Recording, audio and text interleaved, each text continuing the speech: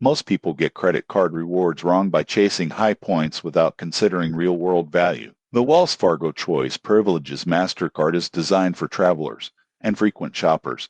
But here's what you need to know before applying. Let's start with earning points. You earn 10 points per $1 spent at Choice Hotels, 5 points per $1 on gas, grocery, and dining, and 1 point per $1 everywhere else. The surprising truth? Many people ignore everyday spending categories, but over time, even 1 point per $1 adds up. Next, perks. The card offers no foreign transaction fees, travel accident insurance, and auto rental collision damage waiver.